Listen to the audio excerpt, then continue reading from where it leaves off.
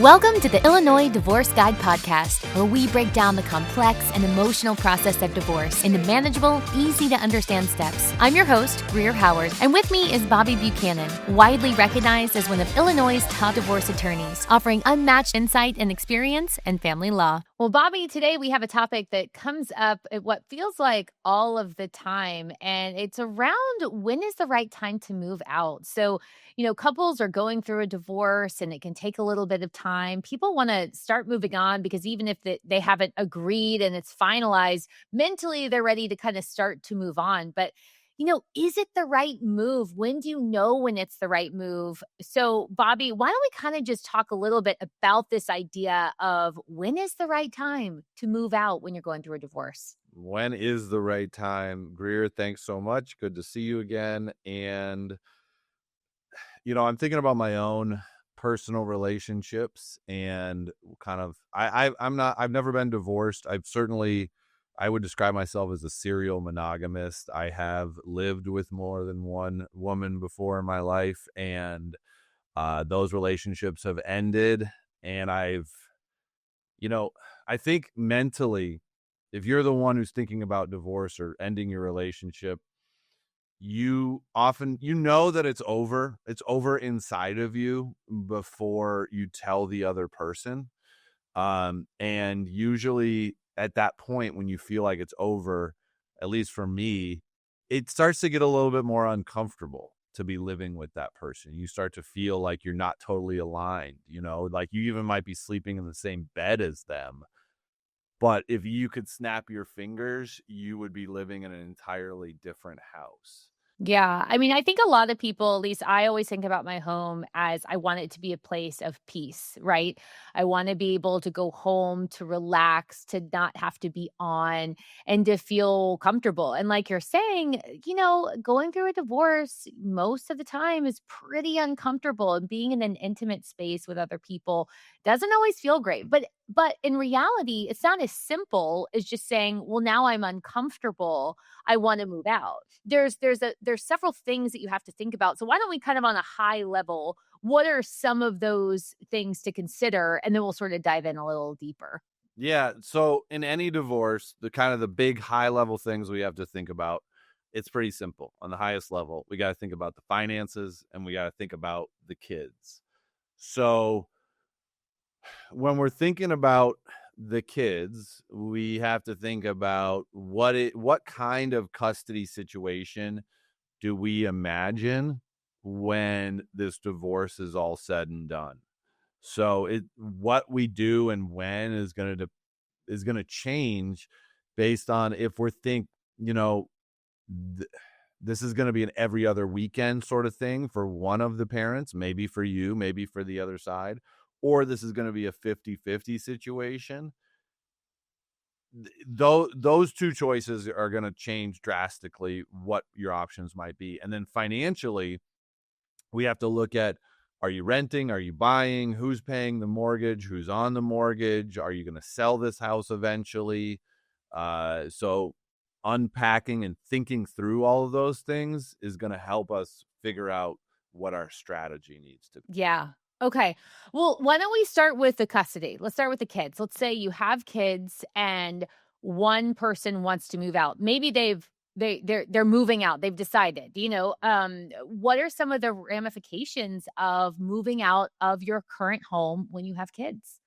So the first thing is you can't just move the kids out of the home unless there's an agreement. So if you're thinking about your divorce and you're saying, okay, I'm the one who wants to get divorced, I know I want to get divorced, and I want the kids to be with me, to live with me the majority of the time, or at least I want to make sure that I stay being their primary caretaker. If don't start planning on moving out and taking the kids unless you have an agreement, an explicit agreement that is not going, your spouse isn't going to go back on, that you can take the kids. Because what can happen is you pack your bags, you pack your kids' bags, you're moving out, and the other side is saying, no, I don't want you to take the kids. And you say, too bad, I'm taking the kids, they're coming with me, get in the car, kids.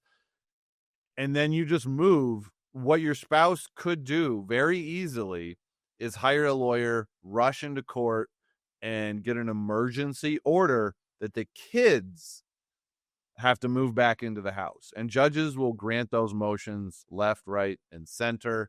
And it doesn't mean you can necessarily get back into the house. I mean, like, you've left the house already and you've really complicated things. So we have to be super careful about when we're moving out, what happens with the kids.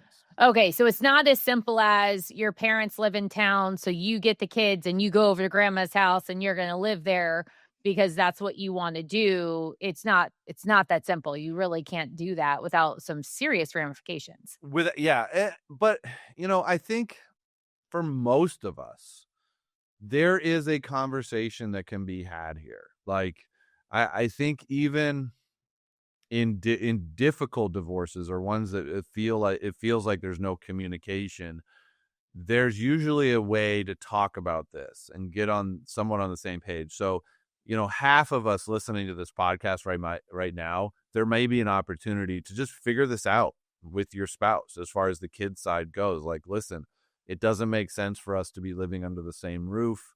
We're unhappy. We're arguing more than we want. It's not good for the kids. Everybody's stressed out. So I'm thinking that I'm going to go stay with my folks. And so let's talk about how we're going to take care of the kids during this time, this transition time. And if you two can get on the same page and go like, okay, that sounds good. So, Monday to Thursday, they'll be with me. Thursday to Sunday, they'll be with you. Whatever it is, and you can get on the same page and you really feel like that agreement's going to stick and no one's going to play any games, then by all means, facilitate your own exit, your own separation. You don't have to get lawyers involved. You don't have to get courts involved. In fact, the best divorces, the easiest divorces, are the ones where people have done this step on their own before they even get lawyers involved. Like, they've already separated, they're living in separate households, and they say, okay, now let's make it official. Let's take what we're doing and put it down in writing and get a judge to sign off on it. Those are the divorces that can get done super fast and are super easy. So the more you can figure this piece out, the better. Yeah, that's always your advice, is the more that the couple can figure out is the better. Don't hire me. Yeah, that is a running theme. I love that. And I was thinking about, are you seeing a trend where maybe they're keeping the kids in the house all the time, but like each spouse, like maybe, one of them is there a couple days and then they leave and then the other spouse comes. So they're actually, the spouses aren't living together anymore, but the kids are in the same home. Does that make sense? Are you seeing that? Yeah. It does make sense. We call it nesting. And it's exactly what you described, where the kids are going to stay in the same house and the parents are actually going to do the rotation, if you will. It happens. It's not like super common. Parents do it. I think it's a pretty unique and temporary situation in my mind. I don't think it's sustainable. I don't either. But maybe just during that period while you're figuring out the divorce, maybe, and you're not, maybe that could be an option. Yeah. I think logistically, if both grandparents live close and each person can go stay with them, and that's an easy that could make sense. Or let's say the house is really close to school, which is logistically very convenient. There'll be time. So I think that you really should consider it.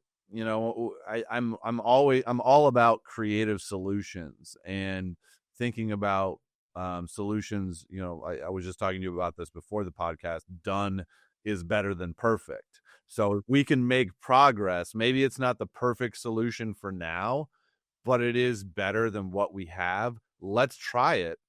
And if it doesn't work out, we've learned something and we can switch it up. So I do think that sort of energy can help us move on. So overall, when we're considering custody and you're thinking about moving out and your divorce is not final, yeah, would you say the biggest thing is don't move out unless you have come to an agreement? Yeah, basically. So don't move out unless you're 100% on the same page with your spouse.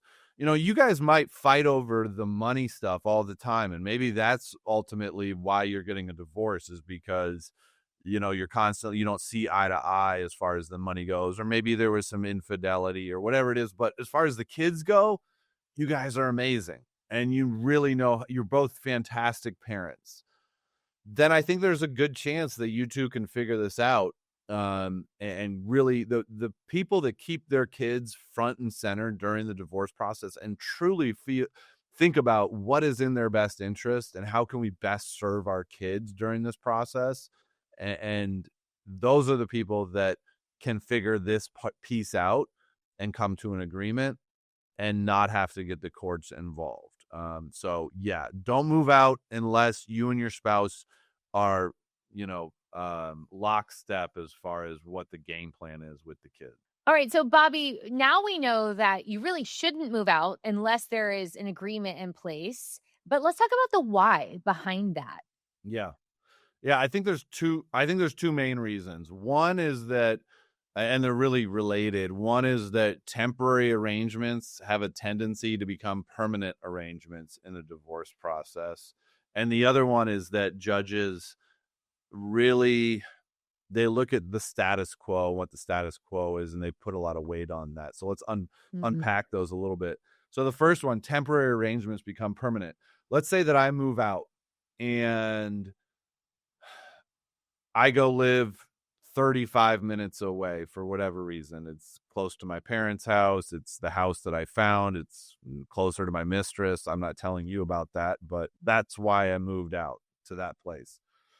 35 minutes is a lot as far as getting kids to and from school. So that's probably not going to make it possible for me to have the kids during the week. And so all of a sudden we fall into this every other weekend pattern where I'm like, you know what? I'm happy to be out. You got, the kids can stay with you. I ultimately want 50-50 custody, but I'm okay just getting out of the house for now. So we fall into this every other weekend sort of thing because it's just better for the kids.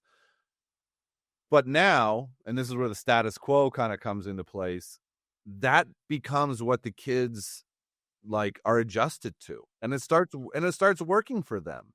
And they're settled into it. And so if we can't agree in our divorce that I should get 50-50 and we start litigating it and a guardian ad litem gets involved and they start investigating, they might look at it and say, you know what, this is really working out for the kids. They're getting good grades in school. Their social life is active and the extracurriculars are good. And this seems really good for everybody. So my recommendation is we're going to stick with this schedule.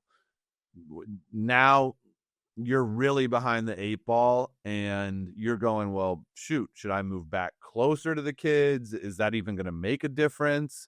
Will the guardian ad litem change their recommendation if I were to upend my life again?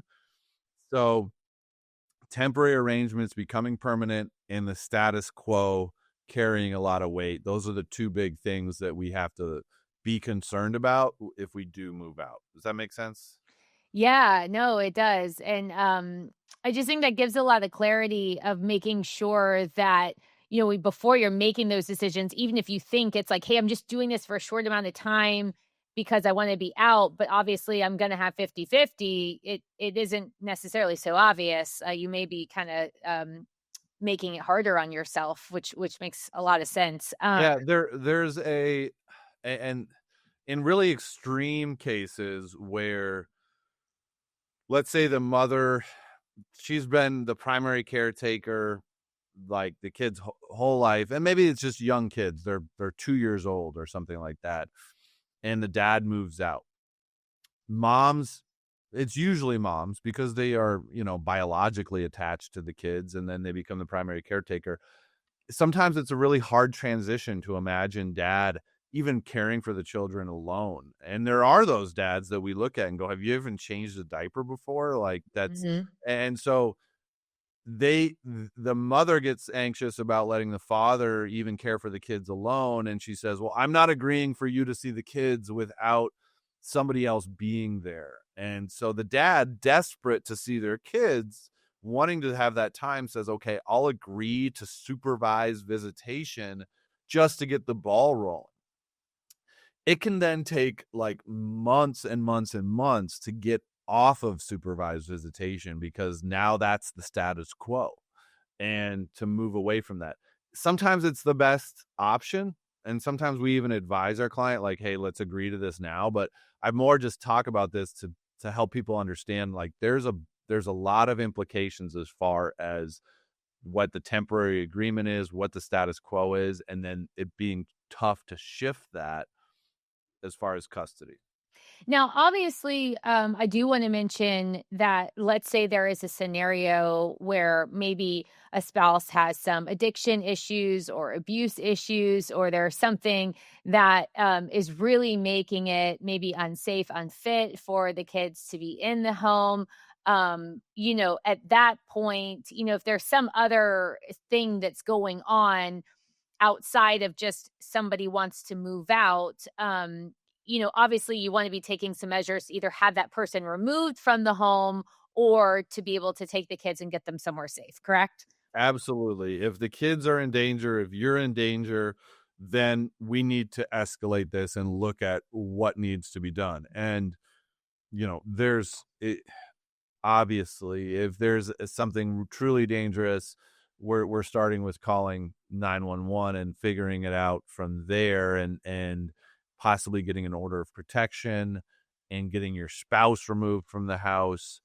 If there's addiction issues, there's things that lawyers can do at that point as well. So if you have a situation that's on that level, find a lawyer in your county, look for a free consultation, or if you have the money to pay for a consultation, pay for a consultation, and get some really solid advice and strategy from a lawyer who's been down the road and can help you navigate that tough situation.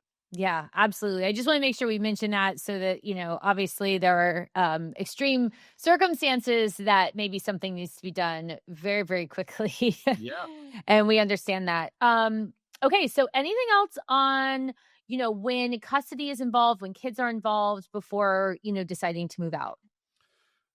One last thing, and that would be that when you come to understand this, when you draft a temporary agreement with your spouse, or if you think of a temporary agreement, you guys are just verbally have an agreement, just know that until a judge signs off on it, you are just kind of living by the trust that you two have.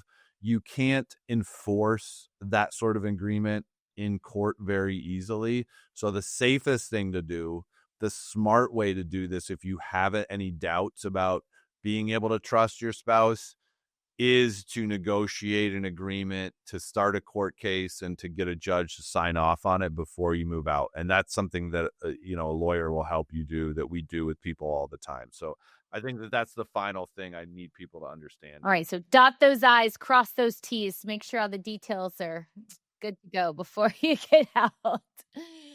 All right, that makes sense to me. Okay, so why don't we move on to the financial side of making the decision or wanting to make the decision to move out when you're going through a divorce?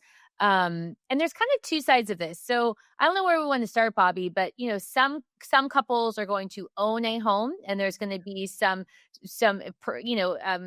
things to consider when you own, and then other people are going to be coming from a rental situation. So where do we want to start?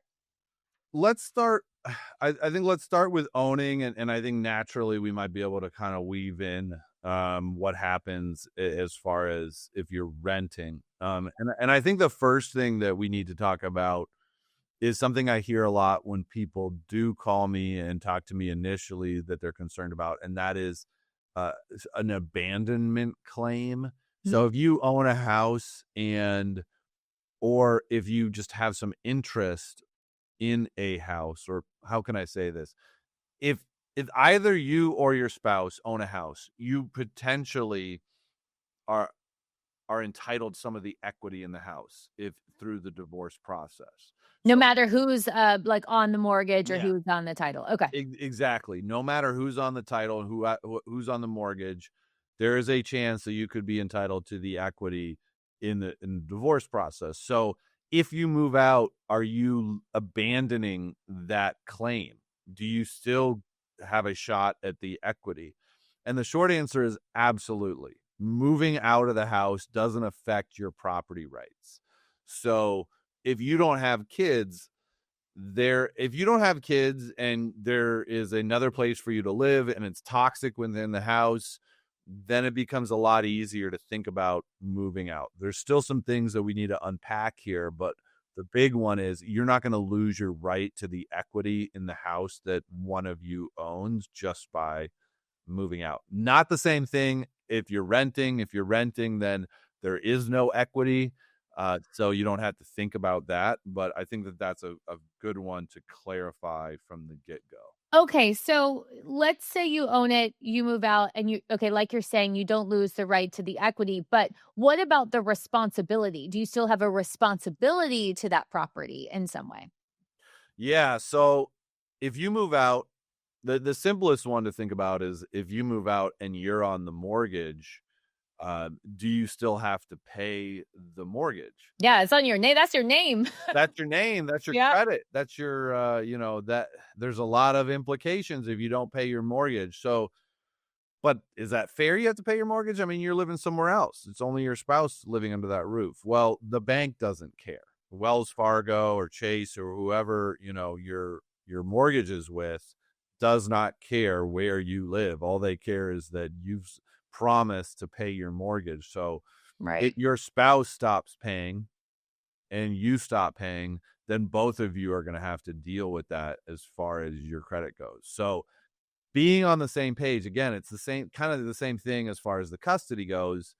We need to think about what our arrangement is, to just talk through that a bit of like, okay, who's going to pay for the mortgage? Maybe you're going to go live with your parents and you and your spouse agree like, okay, we're still going to be contributing to the mortgage, but I'm going to get my share of this back when we divorce or whatever it is. Like you two can figure it out. What seems fair in the moment, or be more practical. Like it's sometimes easier just to pay the money and not worry about if you're going to get reimbursed for every cent. Just be generous in the process may save you money in the long run. If I'm generous and it's like, okay, I'm just going to pay this mortgage or pay 50% of it, even though I don't live here, you're staying in good terms with your spouse and it makes it easier to negotiate the whole thing. So, yeah. I was curious about the flip side of that equation. Let's say that there's a couple and the person whose name is on the mortgage actually stays in the house and the other person moves out, but maybe that person wasn't really contributing either anything or much to the mortgage. Do they still have a right to the house if they live there and into the equity? So who wasn't contributing? The person who's staying or the person who's So the person that moves out wasn't like maybe they were like they weren't working or they didn't make as much money. And so but they've moved out because the other person is like, "Hey, I want to stay in the house." Did they still have any right to any equity even though they weren't financially contributing? Yeah, great question. Short answer is yes, they do. Whether or not they contributed to the mortgage usually isn't going to play a big part in determining if they have a right to the equity. We're more looking at when was the house purchased rather than whose name is on it and who is contributing. Then the other question is, the other thing to consider, the judge will often, in a case, and we talk about the judge, even though I don't like getting a judge involved early, but it's a good baseline to understand how to think about these things. A judge will look at what has been the status quo, and that's a little bit of a theme, but status quo means a lot, whether it's custody or finances. Who's paying the bills? Who's paying the mortgage? Who has done that historically? And so if I haven't been paying the bills and the mortgage and then I move out, a judge isn't going to order that I necessarily start. But if I have been paying the mortgage and the bills and then I move out and I stop, a judge definitely could order me to continue paying for everything. So again, it depends on what has been the status quo. What are we doing? What's the general arrangement? And I think that people can use that and use these understandings of what judges do to inform their own negotiations. Because at the end of the day, the law and judges, it's built around concepts of being fair and equitable. And so they are at least good frameworks to think through these things with. Now, you might have your own scenarios in your own marriage that maybe that doesn't quite apply, so you can apply your own principles of equity and fairness, but something to consider. Yeah. Yeah. I mean, and honestly, I just keep thinking like, wow, this is sounding very expensive, like if I'm going to have two places, I want like my house and like a vacation place. Yeah, it is. Divorce is expensive. I think, when we think through it, it's good to at least mentally prepare ourselves that it's going to cost us at least a Honda Accord or, Oof. Okay. like, All right. and I say it in that context because I think, we want it to be, we have this idea that it's going to be like, it can be just super cheap, or why does this have to cost us anything? Well, we're kind of upending our entire life and transitioning to something else. So it's going to cost probably $10,000-$15,000 in many scenarios. If you're able to negotiate it and get through it without too much attorney help, you could definitely keep it in the four figures, but it's not going to be hundreds of dollars. Yeah. Yeah. Exactly. Now let's kind of dig into the renter side of things so that we can kind of cover that too. If you're on a lease, how does that work? I mean, or like if you're either joint on the lease or maybe just one of the spouses is on the lease. Yeah. So if you're on the lease and you move out, then you're still going to be on the hook to pay the landlord. The landlord doesn't care, and landlords are a lot quicker than banks as far as coming after you. Like, that's how they feed themselves. So they're going to be coming after you pretty quick if you just stop paying. And your spouse, even though they're not on the lease, they still have the right to be at the house as well. So it just becomes a really sticky situation where you're moving out, but you're on the lease, and then you're not necessarily paying. So that can be tricky. If you're not on the lease, then moving out can become a little bit simpler, where you talk to your spouse about it. You guys are going to have to separate anyway. So does your spouse plan on continuing living there? If they do, then they're going to have to pay for the whole rent, and then you've moved out, you find a new place, and you might then be in a great position to just finalize and formalize everything, and you've figured it out on your own. Or the last scenario is the lease is coming up to term, and it might be a good opportunity for both of you to move out at that point. Yeah. Yeah. I mean, it makes me think, obviously when you're leasing, you're not dealing with thinking about how you're going to split any equity. You're really just figuring out how are we going to, just honor this lease. And I wonder too, if it makes sense at times, like if you live in an apartment complex, to go talk to the office and be like, hey, we have this 2-bedroom. Would you be open to like switching to a 1-bedroom? Talking to your landlord, maybe trying to figure out something that, could work, because you really are just kind of trying to get off the lease. There's nothing to split. There's no asset there. Yeah, that's a great point. And I think it's something that people really, again, if the more creative we can get in this situation, the more proactive we can get as far as advocating for ourselves, the better off we are. And so going to your landlord and saying, hey, this is a situation I'm in. We're getting a divorce. We need to figure this out. What are my options? Most people are willing to work with you. Like, unless it's some super corporate cold, Severance. You ever watch Severance? I'm like, think of that. I haven't, but I need to. I know it's one of those that I need to. They're going to work with you. They're going to work with you. So go talk to them. Yeah, for sure. For sure. Okay. So what about, we kind of talked a little bit about it, but anything else on the, before we move on, anything else on the financial side that people need to be thinking about?